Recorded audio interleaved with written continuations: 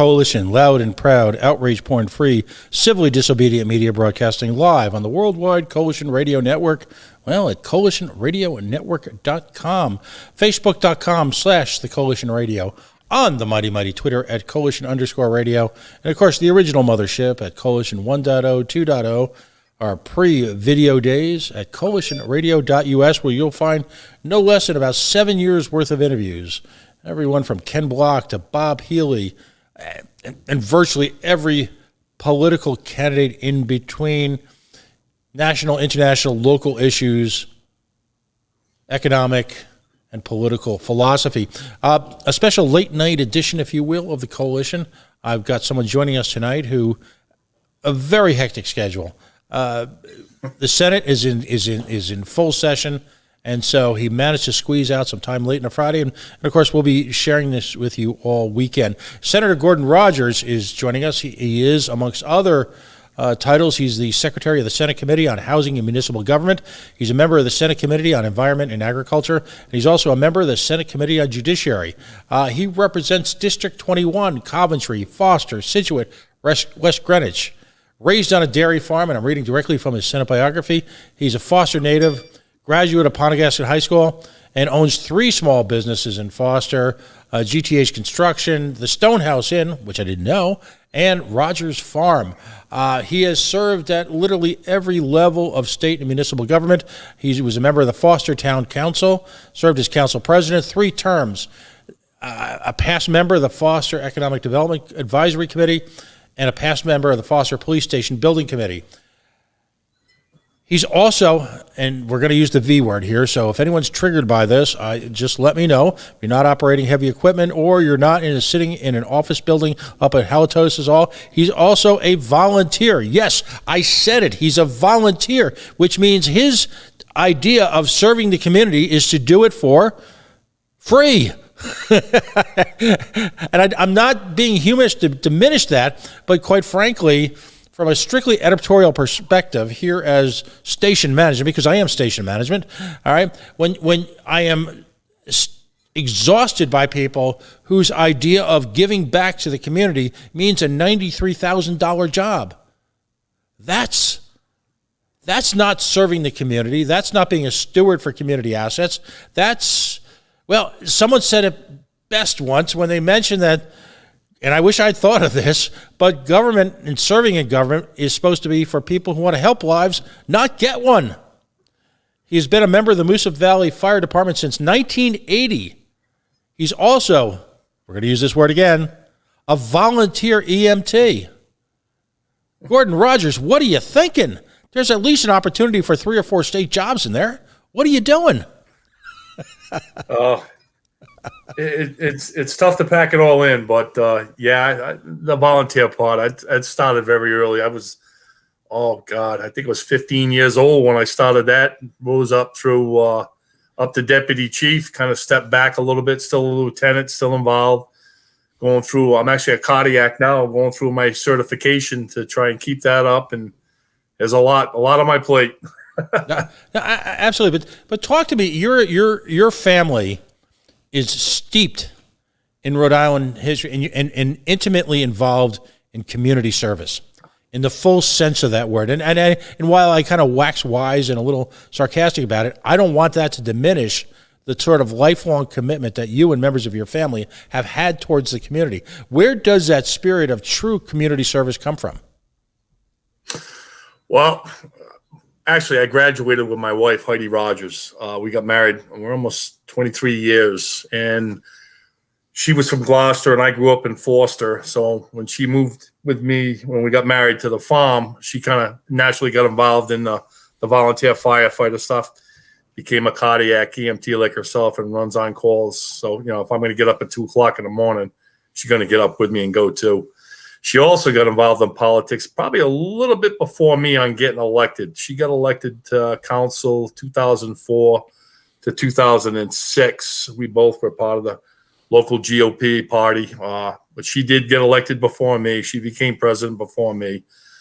I got in 2010, and in 2010, she actually ran for lieutenant governor.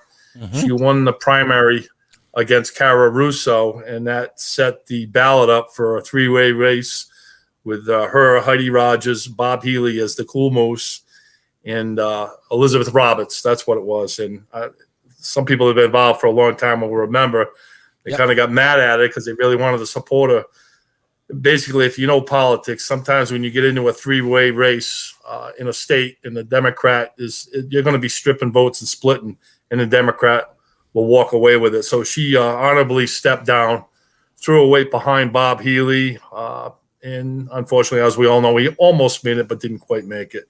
Right. And then she wanted to step away for a little while, but when I worked my way through town council and had the opportunity to go for the state senate seat, she stepped back up to the plate and ran for council. So she is on town council right now, and I'm in the state senate. So, yeah, politics runs in the family, that's for sure. It does, but again, from the perspective of service as opposed to personal profit. One of the challenges in this state, and I don't want to go too far off the course because I really want to focus on your work in the state senate, but one of the biggest challenges in the state is that so many politicians, I'm not going to ask you to comment on this, this is coming from me, but see this, and I'm from Jersey, so we use the term gravy train. There is a trough there to be fed from, and it's often seen, public services, as a stepping stone to an office of personal profit. And whether it be developing your law practice or whether it be getting one of those magic pseudo judgeships here in the state, all of that, it's seen as a process as opposed to what was originally envisioned by the founders of the state of Rhode Island and our nation's founders as a citizen, if you will, citizen leadership role. And your family embodies that to your eternal credit, because ultimately it's in service of the community as opposed to in service of oneself. I felt I needed to point that out because we've got an entire generation of youth now who literally starts off in college with that magic government major, and God bless them. It's a career choice, but is never exposed to the dreaded private sector, is never exposed to real-world implications.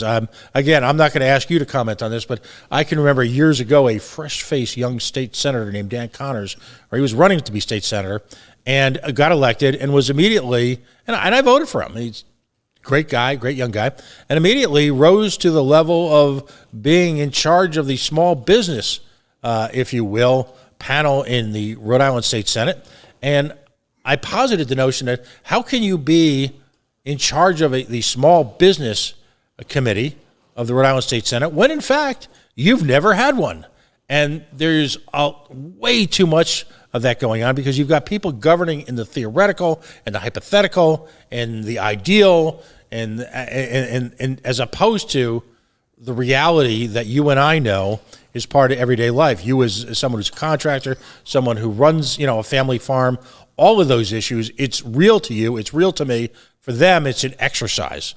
And, we're going to get to a lot of issues tonight before Rhode Island state government, but if there's an overriding theme in Rhode Island, it's this abstract exercise of let's try this, let's do that. In theory, this should work really well, and you and I know differently. And we continue to suffer as a state because of that. So what was your motivation to run for state senate? You represent a very different part of Rhode Island than the Providence-centric, Pawtucket, CF-centric government that we have in place right now. Well, the motivation. Well, I learned an extremely lot, on town, and again, town finances, municipal finance, and private business finance, and financial stuff is completely different. But I gotta say, I learned an extremely lot over the years of being on the town council. I went in thinking I knew, but I didn't know. You've got a lot of unfunded mandates and a lot of things you have to deal with that are dealt down from a state level. And I really wasn't going to go for higher office because we had some Republicans, always pretty much held good Republicans in this district. But the seat opened up and I took the opportunity. I was almost feeling like getting burned out on a municipal level. And I was going to take a break. And then this opened up and I just took the opportunity to run. And it worked out pretty good for me. So I got up there and and in my wheelhouse is a lot of things I deal with. I don't like dealing with, insurance and things like that, medical, like insurance and hospital issues. But what was in my wheelhouse was the municipal, and people realize that, and they kind of use me as a, hey, what do you think about this? Even the Democrats, they'll weigh on me a little bit on that, and they understand I know any issues, the League of Cities and Towns that I've dealt with for years. So those are the things. I got a phone ringing here in a minute, but it'll go off. So that kind of motivated me, and it's completely different from a local level to a state level for sure. It is a different way, even right from the ethics issues to voting. What I found out is, like, when I was on the town council, we were a 5-member council, and if 3 of us were just chatting, we had to be careful. We violating the open meetings law. Where it was weird when I went up there and you'd see everybody caucusing, and I'm like, wow, if we caucus like this on a local level, we'd be in trouble. But the Democrats caucus separate from the Republicans. But just like on a council, if you've got 3 council members, let's say you got 4 Republicans on the council and 1 Democrat. So if 3 Republicans were doing a consensus because you had the majority by vote, that would be considered an open meetings violation if you had a consensus on something that was coming up. Then you look at the Democrat side at the state house. What was odd to me was, there's 5 Republican senators, and the other balance is all Democrats, and they'll all caucus kind of like how they're going to vote, and the decision's done before it hits the floor. So if that was like on a local level, that's one thing that I got struck by. I was like, wow. We couldn't do this on a local level. So, it's weird how things are, but, I'm getting into weeds on it, but it is different from a local level. Right. So we're at a point in time in Rhode Island's history where, after years of structural deficits, after years of just spending without regard, after passing literally every bond issue ever presented to the state, we find ourselves the potential recipients of billions and billions of federal dollars. But we also find ourselves at a time in a legislative session where public input has been stymied because of the alleged repercussions of the pandemic, where students and individuals and moms and dads, household owners, business owners are given a minute or 2 minutes to testify on a challenging public issue. It's a mess. It's an absolute mess. And we've got a number of issues before the Rhode Island State Senate that are just absolutely brutal. This past week, as folks who are listening to the coalition know, we've had a number of people on to talk about Second Amendment rights. And this past week was Gun Day at your Rhode Island General Assembly. That is up and coming, is my understanding. This notion, if you're not a Rhode Islander, or if you're not familiar with the issues, where on a one-day binge, it's literally like binge drinking, a dozen or so major pieces of legislation are dropped on the House or Senate body, and constituents are left with literally, minute opportunities to respond.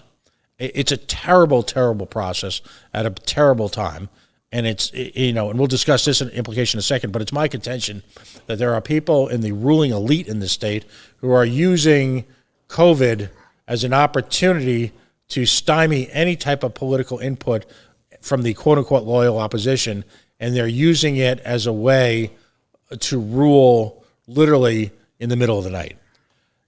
Talk to us about Second Amendment legislation, the coming Gun Day. A lot of the bills were tabled in the House. Talk to us about the more egregious, the more terrible legislation that's coming, and what you think its prospects are in the Senate. Well, I'm going to dissect a little bit what you said. It's interesting on the House side. The bills, they did hold them all for study while they wanted, and it's different than in other times. So at the beginning of the meeting, they're making a motion to hold them all for study, and they're taking all the testimony, and I'm sure they're going to come back. And on the House side, they gave them 1 minute and 15 seconds. And if you wanted to speak on 7 bills, that's almost impossible to do, to take them in, and you had a total. But the interesting I want to put out is they had the gun community had prepared for that, and they started, signing up. And I think there was 300 or 400 people that wanted to testify. But the interesting thing, and it's not out there yet, I had judiciary Thursday, and I had a kind of a busy week. So I have 8 bills that I've put in the hopper, and they're waiting to come out. But the interesting thing was 2 of the bills actually hit my committee hearing Thursday afternoon. And a lot of the people that are in the know, like the Brenda Jacobs and the Frank Sakoshas and the Mike O'Neills and, the Glenn Valentine, they've signed up for bill alerts, and it'll alert them in some manner, whether through the computer or the phone, that this bill has been posted for a hearing. So when I came home Thursday afternoon after working, I had a real busy week, and I'm going through the bills, and I noticed 2 of my bills were in judiciary for hearing. They're not direct gun bills, but they're castle law bills.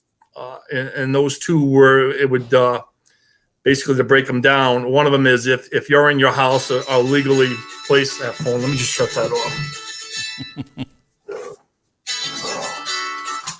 You're a popular guy. So, yeah, that's the town of Forster calling me. So if you were legally in your house and somebody broke in, or if you're in an apartment and somebody came through your front door and you had thought that you might be at imminent danger, you could defend yourself with lethal force if you had to, but with reasonable thought that you were going to be injured or gravely injured or die, that would be a defense and it would pass.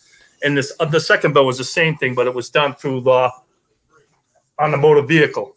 So it would hold the same weight if you were going to get carjacked or something was going to happen where you're in a car and somebody's trying to carjack you, you can defend yourself up to the point of lethal force on the person doing that and not be held accountable.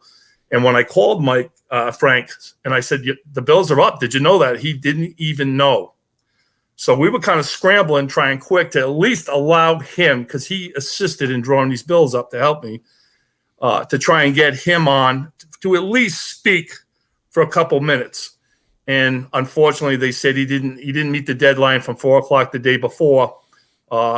He would only be allowed to do a written testimony. So not one single person, and on the other side, for or against, spoke on my bill other than what I presented as the reason why I put him in.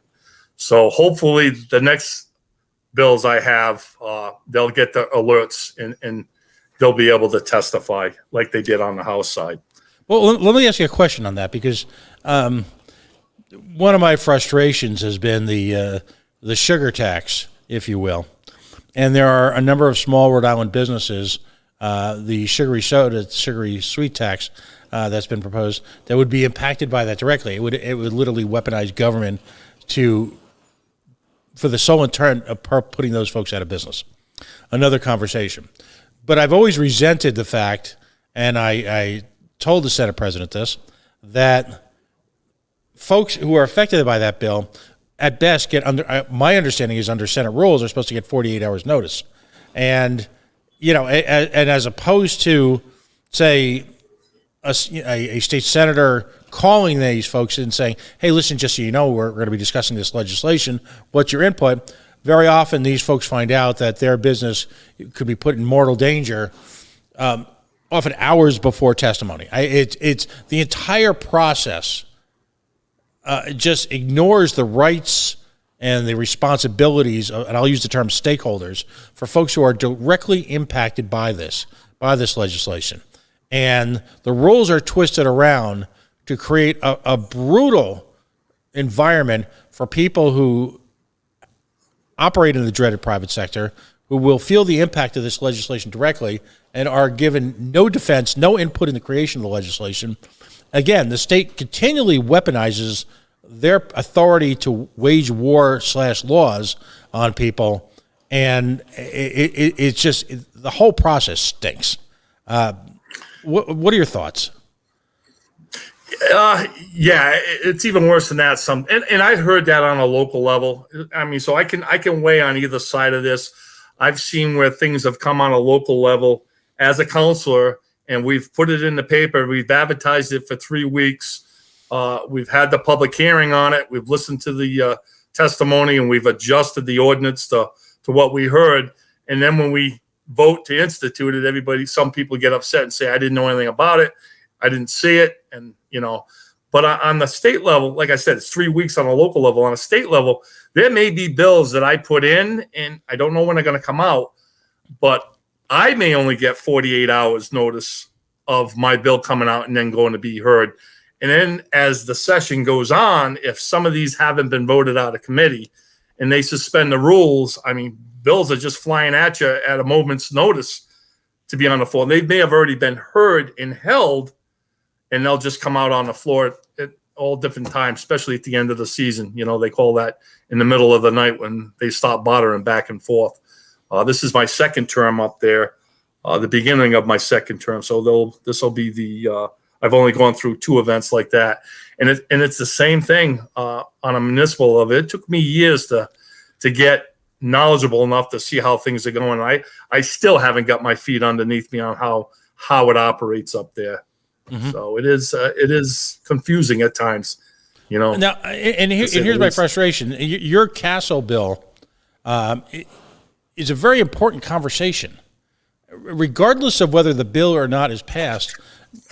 Part and parcel of our system is the ability to present legislation and give an opportunity for the electorate to comment, for subject matter experts to weigh in, and for you as a representative of your district to weigh in and ask questions. It's a process. The process is as important as the outcome. And I personally would have loved to testify in favor of your castle bill. It's a very, very important issue. And I give you all the credit in the world for bringing it up and crafting legislation. To not have that opportunity, I think is there's a loss there to the community.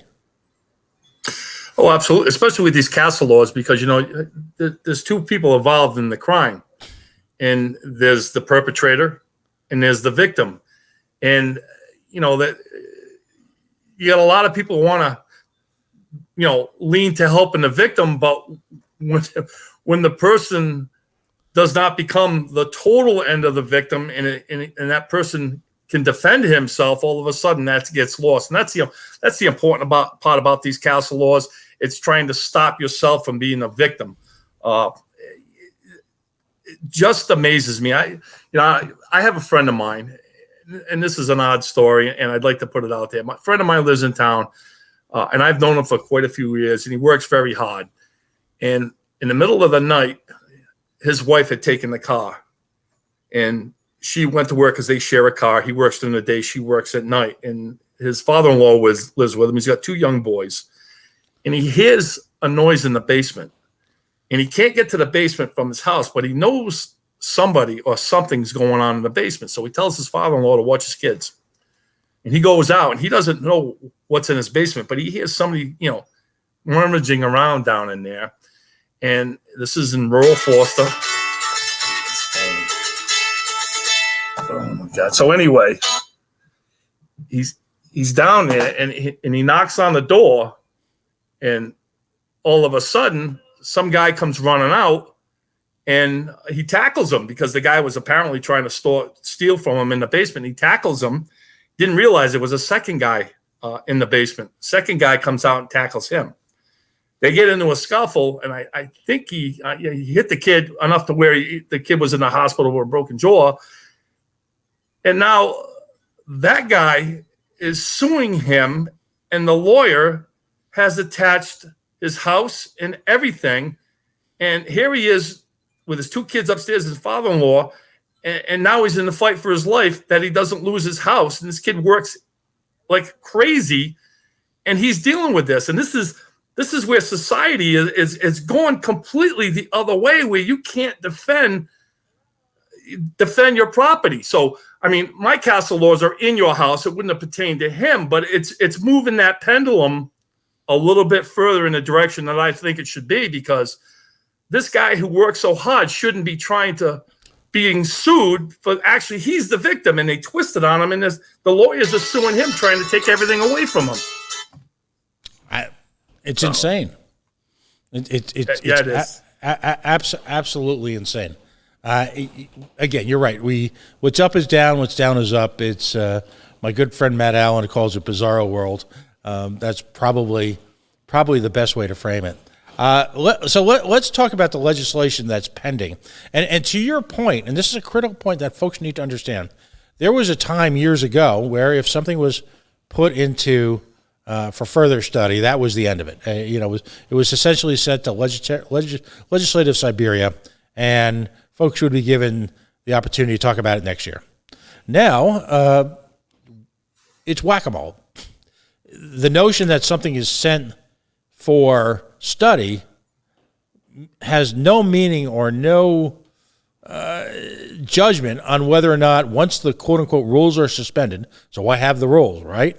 Yep. Under the farce known as the process and procedures, both in the General Assembly and the Senate, it could be brought back anytime. It could be brought back as part of the budget.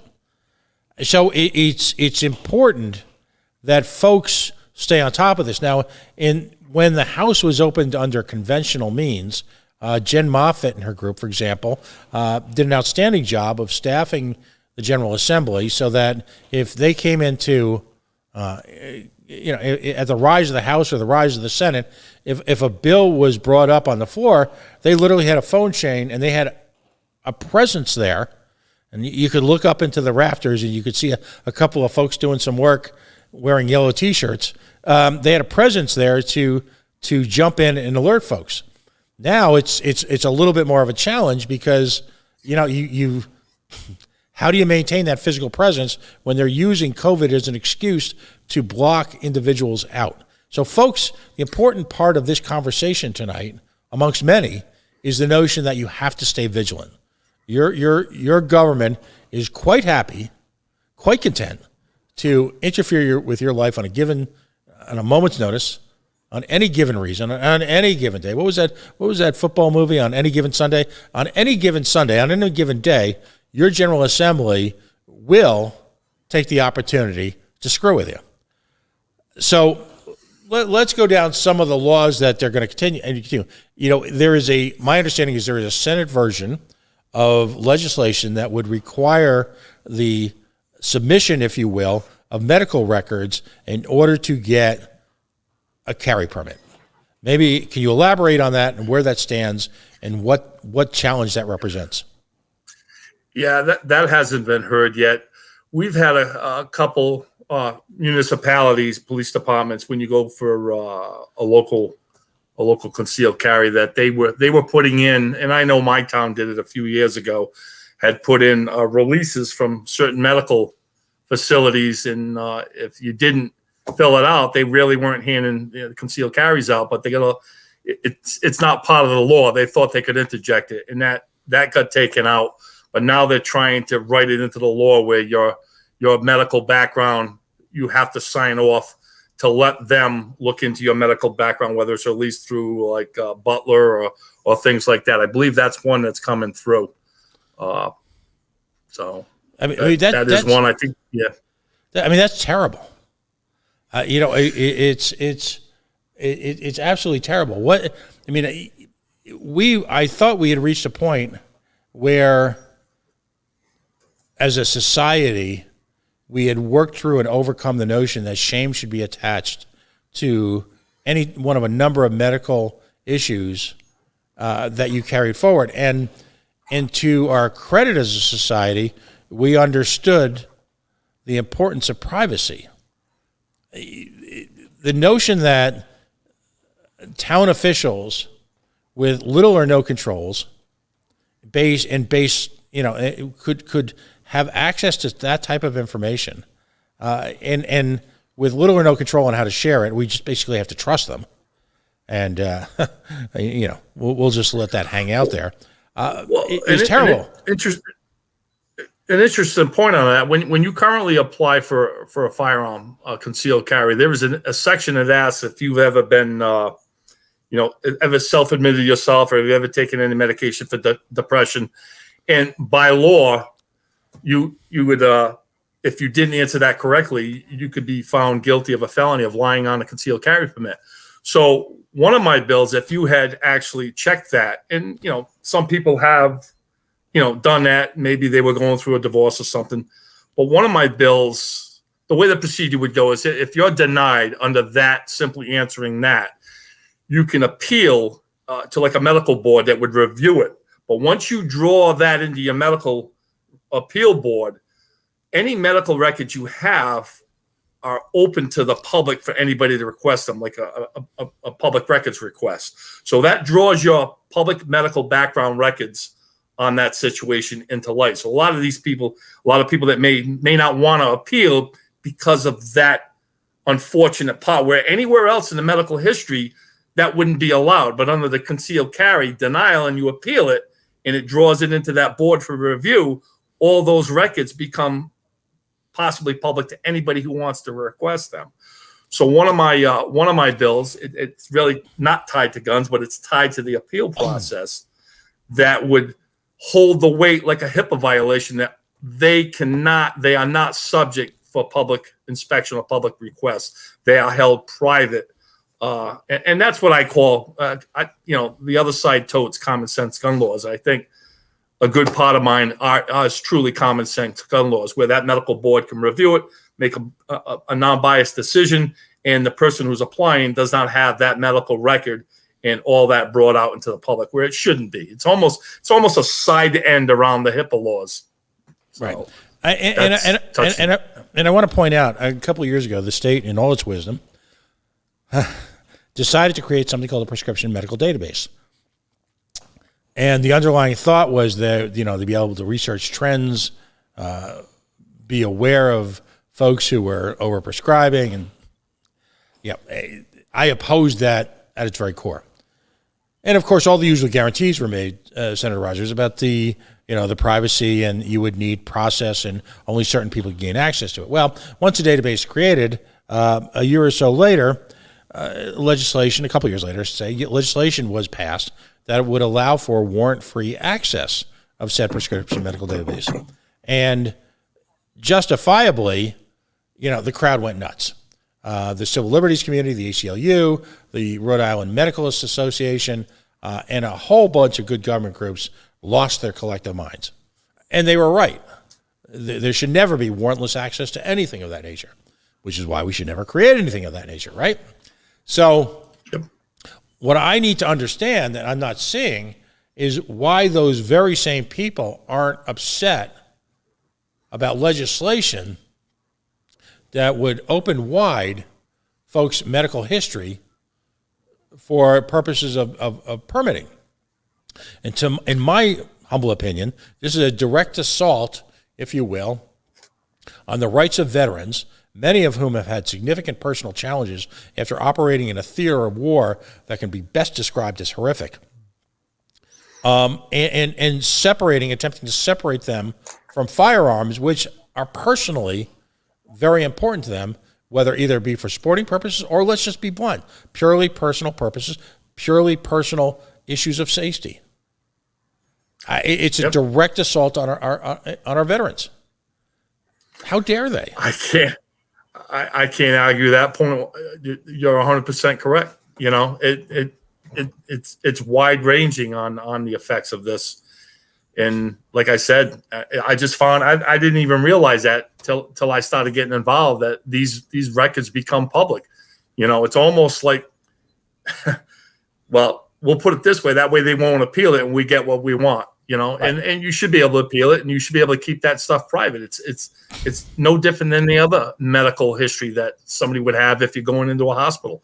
As a cardiac, let's put it this way. I do medical runs, and I'm in the back of the rescue, and I've got some medical information on somebody. And if I step out of that rescue and I start talking about it to somebody else, I could lose my license. Mm-hmm. But when this guy's denied because he checked that box and it goes in front of a medical board for review, they draw all his records in. It just amazes me that was allowed. I couldn't even understand it. I just assumed that the HIPAA they wouldn't be able to do that because of the HIPAA, the same regulations that I have to deal with as a cardiac in the back of the rescue. Here's my fear, and I'd love your comment on this from your learned perspective. My fear is that the exact opposite of that intended will occur. You will have veterans and other individuals who will not seek important, whether it be medical assistance, whether it be counseling. I will never, ever challenge an individual who served in the Mideast during any one or a number of these campaigns, need, desire, or want to seek some level of counseling, as I would never do it in my father's generation. My father's 97, incredibly enough. He's a double Purple Heart winner from World War II, from both the North African and the Italian campaign. The notion that he would never have sought a conversation when it's so widely available now with a medical professional or a counselor based on those is absurd. I run completely counter. I say we should all, if they should absolutely want to have a conversation about that. Yet, for so many veterans, their firearm is a part of their life now. And we as a nation have trained that into them. We've made it part of their life.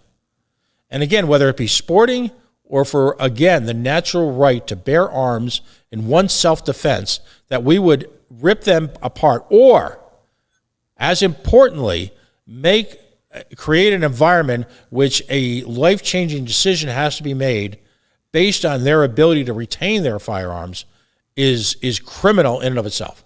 It's just one of the worst things I've seen in government, and I've seen a lot. Yeah. Imagine that, somebody who was a veteran and a military person that has to weigh, I would like, just put yourself in their position, say they need some attention, maybe for depression or not, or for some other reasons, that we've created that problem by their life defending this country. And to say, and I'm sure it happens, I mean, I'm not a veteran, but imagine that veteran holding his guns dear and say, you know what, I should go talk to a medical professional because I'm depressed. But yet, if I do that, I may get on that list where, if I want to, or I have a concealed carry and I want to renew it, now I've just put myself in jeopardy of losing something that I hold dear. And that's tough. Listen, I'll be straight up. I'm a concealed carry holder, and I may not have been a veteran, but it's a weird thing. And I'll say it. I hold that right, that I've been given the trust and the acknowledgement that I can do that. When I get into situations and I see, I step back and I say, you know what, Gordon, you gotta think how you act in this situation. You don't want to escalate it into an argument, because that may lead to somebody saying, hey, he said this, he said that.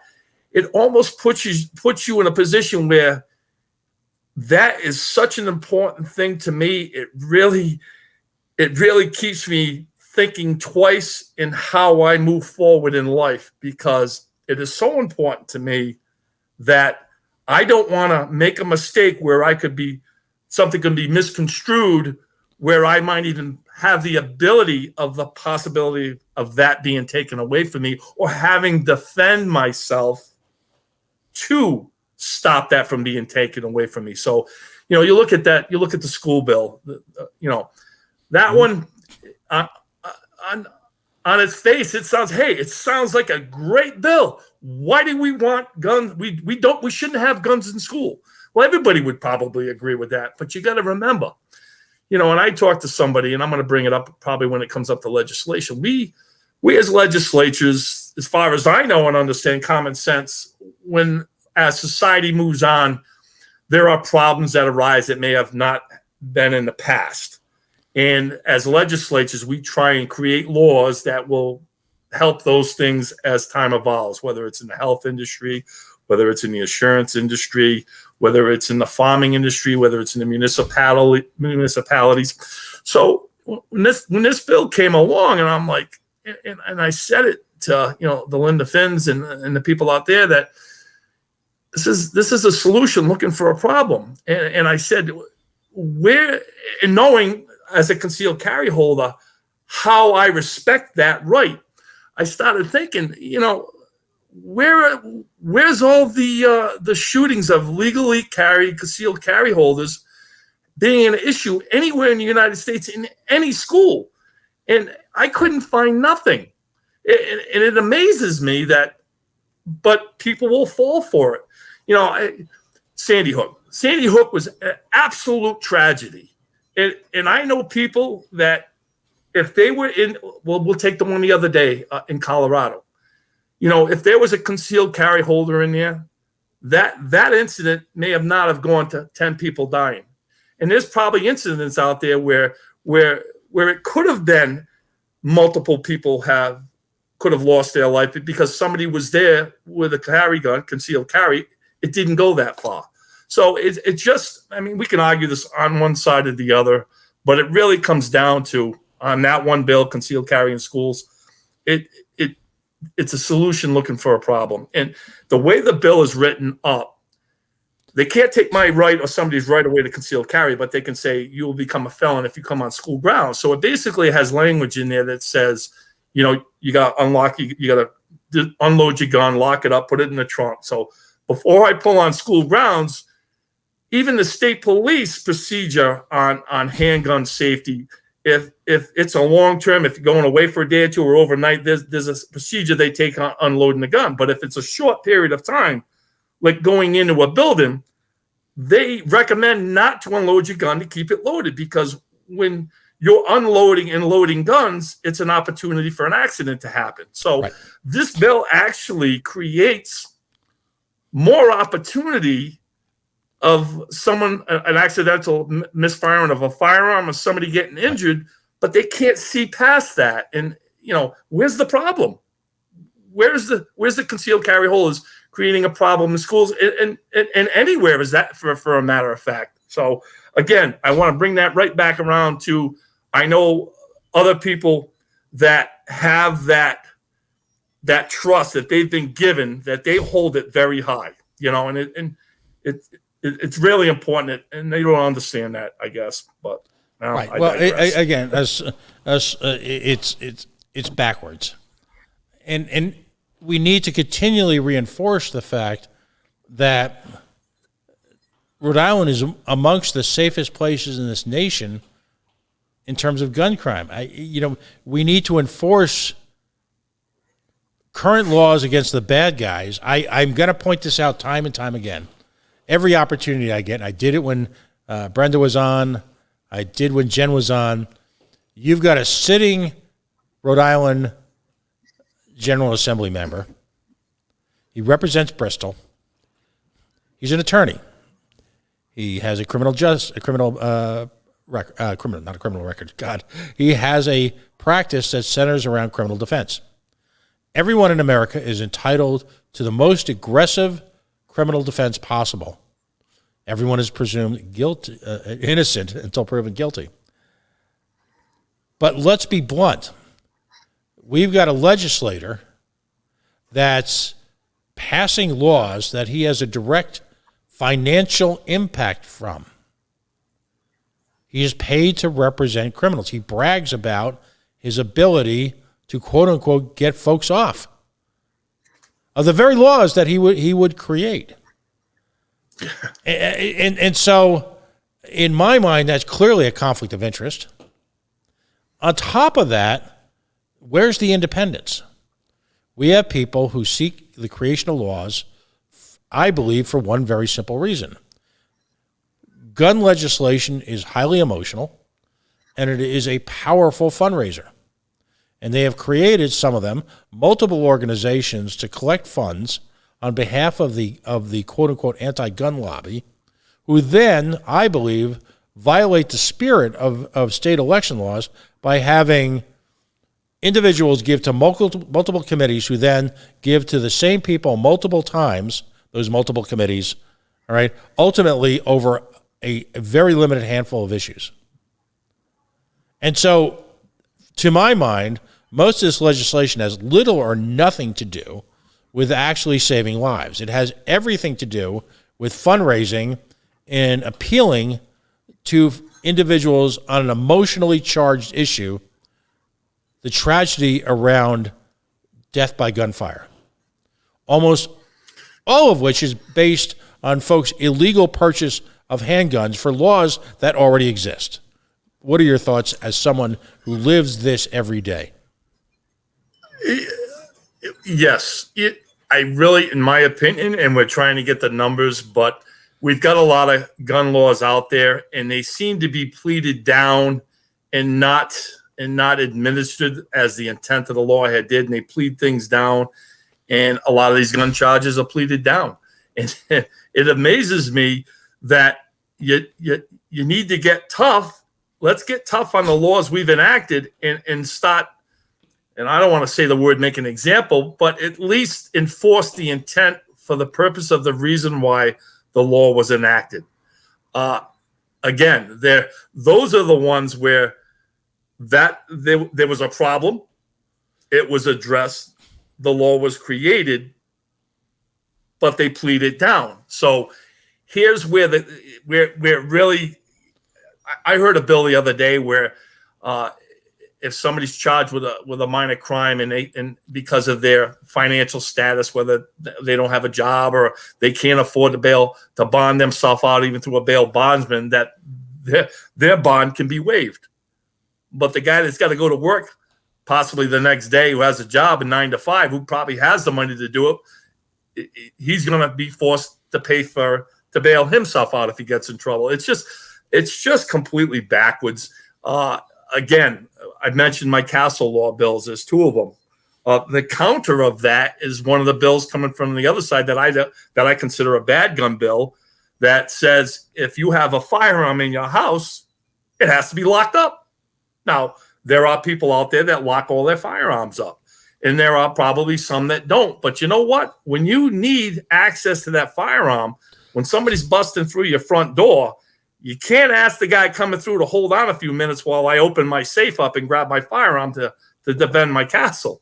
So, a lot of this, and I think in the region we're in, I grew up around guns. My family grew up around guns. I was, as a little kid, they weren't the boogeyman to me. I understood them. There wasn't a large curiosity. I was taught what they were from an early age. I know how they operate. So I've seen people that to them, they're afraid of a gun. They're afraid of the issue, and they've never helped. They don't know anything about it. Right. And they're the ones that are trying to push these gun laws on. And I see it in every aspect. Being raised on a farm where I'm speaking on bills that pertain to farming, and I've got people telling me I don't know what I'm talking about, and they may be a young constituent has never even raised a tomato in a garden. It's just I don't know.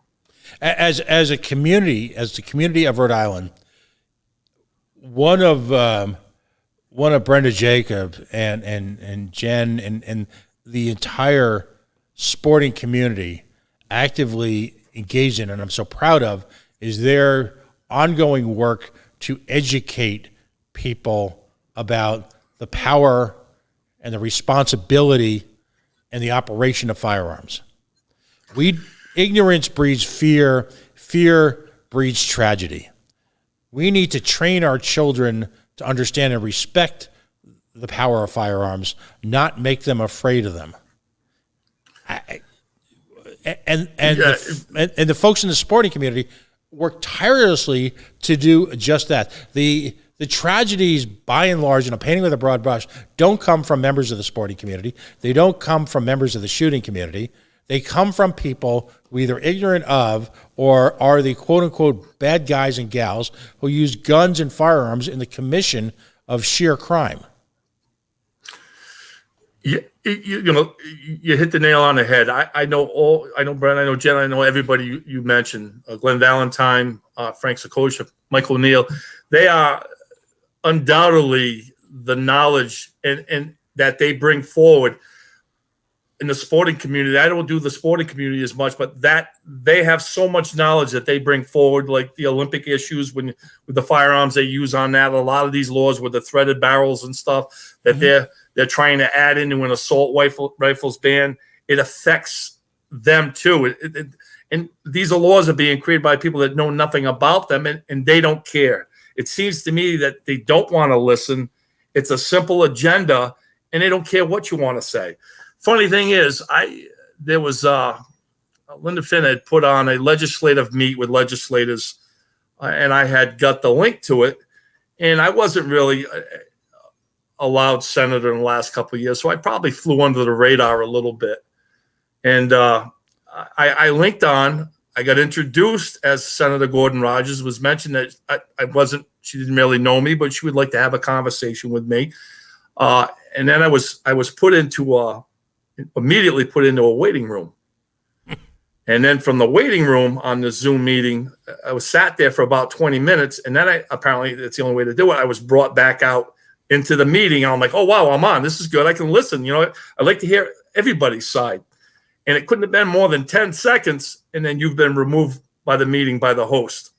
Right. So I made the phone call the next day. And I said, you know, I was kind of disconcerted about that because, you know, I'd like to look into their arguments and check it out and be versed. I don't want to be like what I see them doing on that side. I don't want to be that person. So I called back the next day and I spoke to her and I told her, you know, I had some bills on that I had put in the hopper. They hadn't made the roster yet, but they were just turned in on the hopper, and I explained what they were. And she was receptive to a certain point. And then when I told her about these bills, I mentioned that she had a following meeting for legislators that were going to be coming on that Saturday to the next day at 10 in the morning. And I could reschedule my day, and I'd be more than happy to go on if she would let me. And she said I could. And then later on, late that night, I got a message, sorry, we're just going to go with the legislators we had before. So it's kind of funny that side's like that. It gave me a bad taste in my mouth. And it's like, do you want to have a conversation, a civil conversation? And one thing I did bring up was interesting was I asked her, all the bills that you're putting in, do they have bipartisan support? Are there Republican, Democrat signatures on the bills that you're putting in?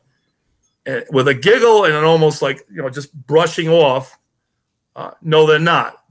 There ain't that many Republicans in the legislature on the Senate side. And I said, well, the funny thing is, every single one of my bills has bipartisan support from both Republican and Democrats. So I raised the flag that, you know what, maybe mine are more common sense gun legislations than hers or that group's. But at least I wanted to listen to that side. So that's a little inside story. It kind of, like I said, it was disheartening for me to be kind of basically shut out of that discussion. I wasn't there. I didn't want to go on to start a fight. I didn't want to go on, but I wanted to say, here's what I think. And, you know, what do you think? And listen to them. And it's just, it's disheartening. No. And ultimately it should go without saying, as the saying goes, I'm Captain Obvious here, that the legislation being discussed should be discussed by the entire state of Rhode Island. District 21 has got the same level of involvement, responsibility to the firearm conversation as any district does, from whether it be the east side of Providence or whether it be Exeter, West Greenwich. The notion that they've got this closed loop and this nearly, I'll call it rhetorically violent attitude towards those who would step aside from the mantra, from the narrative for even a second is disturbing, because that's not democracy. And on top of all of that, we had the COVID issue, and we had brought up as both, I think, on the House side and on our side, we had brought up to leadership that, you know what, this really isn't the year to pass any bills that are unnecessary, that don't have to deal with the budget, that could wait for another year, to let these people face the representatives face to face in discussions that are going to affect things that are very dear to them, and to just deal with the nuts and bolts that we need to do to support the municipalities with their funding, the education funding, and balancing a budget. That's what we should have focused on this year. Mm-hmm. But there are, to me, 1 minute and 15 seconds to speak on 7 or 8 bills is, just them going through the motions. And I know sitting on these, when I'm sitting on my WebEx, and I can I can shut my video off. I don't even know what the people on the phone can see. I don't think they can see anything. They may not realize there's a possibility that some senators could be walking off and sitting down watching the TV. And this is 6 or 7, 8 hours of testimony coming in, and it could not be being heard. But if you're there and you're at that microphone in front of that Judiciary Committee, looking them in the eye, you know if that guy's listening to you or that woman's listening to you. So it's really disheartening that they want to push these through. And I did go and say, listen, to leadership, this isn't the year to do it. I'm on board for the discussion, but it doesn't smell right to do it in this manner, and it's not right. You segue to a critical conversation, and this is something the conversation I wanted to have with you, and I'd love to have with any elected state representative or senator. The executive orders that essentially ceded the control of our state government to the governor, whether it be Governor Gina Raimondo or now Governor Dan McKee, were largely based on the perceived inability, I should say, of the House of Representatives or the state Senate to meet and to govern. It should go without saying that anyone who's taken a civics course knows that we have 3 branches of government, and whether it be on a federal level or a state level, there exist checks and balances for a reason. The House of Representatives, if you will, as is true in most legislative bodies that are bicameral, two houses, ultimately have responsibility for the purse strings of the state. The Senate looks on to larger issues and also advises and consent about the structure of the government. Now, that could not happen in the early days of the pandemic because of the notion that it was dangerous to meet in person. Now, to your point, and to the point I tried to make to our governor, Dan McKee, our unelected, appointed, if you will, governor, that's clearly no longer the case. We are debating gun legislation. We are debating climate legislation. I say with a smile, we're debating whether or not folks should have a medically funded, state-funded doula, i.e. childbirth coach. All of these issues are up for conversation. Yet at the same time, we are continue to operate under an executive order that can act in an arbitrary and capricious manner in denying our civil liberties, arbitrarily deciding what businesses, when and how they can open and conduct businesses, all right? And or, in the case of all bodies of government, limiting physical access to their day-to-day operations. So if we can contemplate that legislation, why have we not ended the executive order so that we can allow the state Senate and the state House of Representatives to act in their constitutional authority, in part as a check to and in oversight to the actions of an executive body? Am I wrong? Well, no, I think it comes down to I got to be. It's almost like having a cake and want to eat it too. For example, if we're acting like we're not in a state of emergency because the House and the Senate are working, other than the social distancing and the mask. And in my opinion, like I mentioned, we're hearing bills what we shouldn't be hearing. But the interesting part is to end the executive order of a state of emergency releases you of getting any federal funds, I believe. So the executive order in state of that where we're in qualifies for funds. So they don't want to shut that off because then the spigot shuts off.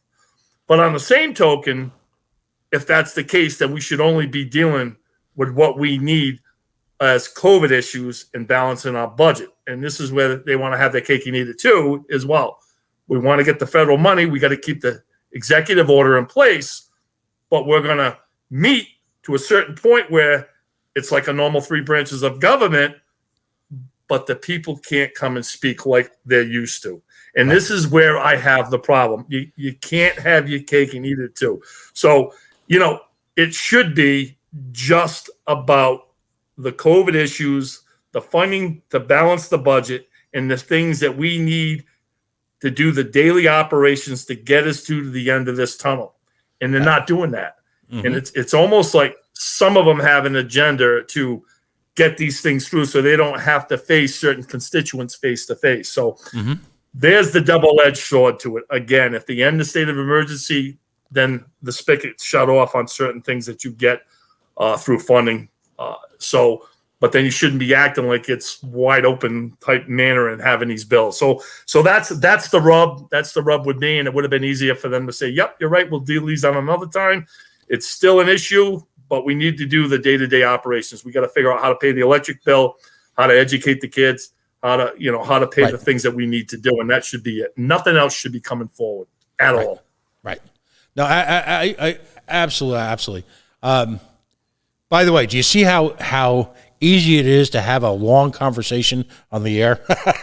we've been talking for about an hour now, and we've still got a couple of things more to cover that I want to cover tonight, and then I'm going to invite you back on a regular basis to continue the conversation when you feel it's appropriate and when you want to weigh in. There are and we haven't spent nearly enough time going through all the facets of all the proposed gun legislation. But let's segue for a little bit for the interest of tonight.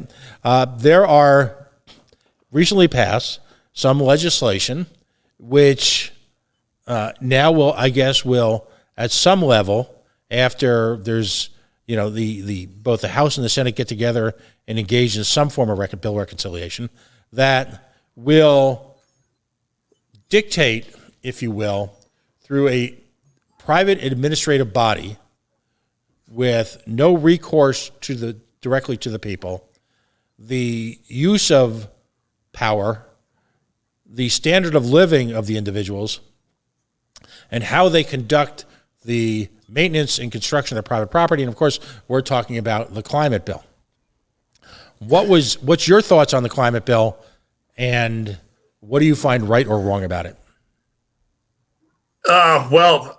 Again, I'm on agriculture and environment, and we have a lot of these bills that come through, and a lot of them are I don't want to say a resolution, but goals that are set, but there's never anything to enforce it or to give it a bite. And this like green energy thing was there in the past. There were goals set that we were trying to strive for, but they've really doubled down with this, and somebody has spent a lot of time, and the bill is so big and so massive. It's like almost to the point where you got to pass it till we can figure. You got to pass it first so we can find out how it's actually going to work. And that's where like you have people like Blake and everything saying it's so vague that it is wide open, and it takes the power. It has enforcement power where the other bills didn't. They were just goal setting bills and kind of general ideas on how we could try and get there. This one sets a punishment phase in it and takes it out of the three branches, like you've heard, into a separate area where bureaucrats that are appointed are going to have the say, and you could be sued. So it's almost like the healthcare bill point where they really. It can be dangerous to beyond. So you can be an alarmist about it, or you can be not that bad. But at the end of the day, the chance of it is there to really restrict. How's that going to work on municipalities? This is so wide ranging. We want to meet net zero. You have communities out there in the rural parts of the state that are fighting because so much solar farms are coming in. It's a shell shock. So of course they're starting to be reactive with zoning to say, not so much. They're increasing their setbacks. At the same token, it's almost going to be like the affordable, low moderate income housing, where the state now can come in and say, hey, you're not meeting your goals, and part of the problem is your setbacks are erroneous, and they're going to overstep the possibility for them to overstep local zoning, which restricts certain things in their mind, and it gets put right into the court system. So There are so many, you hear them talking about, I got to change my furnace. There are just so many aspects that can go. And for me, coming from a municipal end and seeing how communities are increasing their setbacks to slow down, what some people consider eyesores or, not want in their community, this bill is going to almost reverse that and have this quasi-agency or whatever you want to call it, rule against municipalities saying, hey, you can't do this because it doesn't fit the agenda of net zero. And municipalities, as we all know, should lead by example. If things are going to be pushed, you got to lead by example. So it's dangerous in many ways. And one side saying, no, you're making it too much of an alarming, but you know what? The opportunity for that damage to be there is clearly there. So I wouldn't, it is that dangerous of a bill. So I did vote against it. Several others on the Senate side did. It didn't get as much fanfare because it came through the Senate side before it actually came through the House side. And again, with all of these things, we're trying to pay attention to this, and these bills are coming through so fast, you don't even have time to go through them. And with not much testimony, it doesn't get out there. But thank God they really, once it started hitting momentum out of the Senate side, it really picked up speed on the attention when it hit the House side. And as you said, their bill's a little almost the same, but they have to be reconciled. And hopefully when they reconcile it, enough of these legislators have said, hey, I voted for this last time, but you know what? I got a lot of people calling me. Maybe I'm not going to vote for it this time. And maybe they'll start slow it down a little bit and have the discussion when we can vet through this bill. Like I said, it just come through this year. This is one that should be held for further study, should have never come out of committee, and should be addressed and talked about in an open transparency without COVID slowing things down. Well, we've covered a lot of territory tonight, but it's a conversation that I want to continue. I'm grateful for you. Folks who are watching this can tell. They can see the picturesque starlight landscape right outside your house, and the fact that it's pretty late at night. But I want to put out there to folks who watch this, first of all, please do, because, again, you're getting a perspective from a working legislator that is intimately involved on multiple levels, on a municipal level and now on the state level. So there's earned experience, there's a wisdom there, there's a reflective side that simply can't exist unless you've walked all those walks. And to that, I am eternally grateful for you joining us tonight after a full and rewarding week full of you having to, again, work in the private enterprise, world of private enterprise, the dreaded free market. Simultaneously, again, we're going to use that V word, so everybody get careful. Don't want anyone to get triggered. Hopefully none of my folks are who are listening are operating heavy equipment, but you volunteer, which means for free, which means you really do give back to the community. And then on top of that, you serve at a time of great turmoil. You serve on the state Senate. So again, you and I can agree on issues, disagree on issues. Regardless, I have a great deal of respect for your perspective and the fact that you're willing to join me in this kind of open conversation. And I think we need to continue this again in a week or two and just go through Part B, where we go into a little bit more detail on the legislation, reflect on what happens or what happened on quote-unquote Senate gun night, and again, what's going to happen and how these bills are reconciled. So, and whether or not or how pressure can be put on to either A, stop them at this point, or B, put pressure on our new governor to weigh in and to possibly veto this legislation until such point when we can really have a conversation. So, I'm grateful for your time and joining us this evening. I appreciate it. And again, the one thing I'd like to reach out, like I said, is this energy bill comes through. It's important that the Senate will have to revote on the reconciliation of the two. There's an opportunity between now and then to reach out to your legislature and say, you know what? Can you just hold off on this a little while till we can read it into a little bit more? It clearly needs to be voted down and looked in a little bit more and have more discussion on it. So And in that note, how can folks reach out to you, whether they're not your constituents or not? Now that we've got to know each other a little bit over the last few weeks, we hadn't met really, just very briefly. It's remarkable how open you are to conversation with everyone. So how can folks reach out to you in terms of your Senate capacity? Well, I think every legislature has, if you go on RhodeIslandGovernment.com and you can go to legislatures, you can actually bring up every single legislature, and there should be contact information, whether it's through email or my personal cell phone's out there. So, I mean, every legislature should be on the website with the contact information, if not them directly through their email, but that information goes through their staff and then will come down to them. And anybody, I'm willing to talk to anybody. Kind of a common sense guy. I try to think things over and have a discussion, and I don't have a predetermined.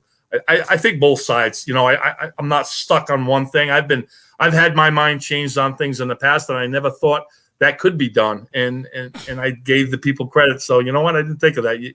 You're right. So you can reach out to any one of your legislatures. It's important to on this one before it hits the governor's desk to say. Put this thing back in the hopper and let's review this a little bit more. Cause like I said, I don't want this to be pass it and then find out how damaging it could be. So right. That's my sentiment. Fair enough. Senator Gordon Rogers, he represents Rhode Island State Senate District 21, spending over an hour with us talking issues, and more issues. We are the Coalition, loud and proud, outrage porn-free, civilly disobedient media broadcasting live on the worldwide Coalition Radio Network, well, at coalitionradionetwork.com, facebook.com/the Coalition Radio, on the mighty, mighty Twitter at Coalition_radio. We'd ask you if this is, in fact, the first time you're listening and God bless you listen to an hour-long policy conversation, then we need you to join us. And so if you could take a moment and like us and follow us and subscribe to us and all that good stuff. Independent media relies on social media as a method to rise above the white noise of the lazy, failed institutional media.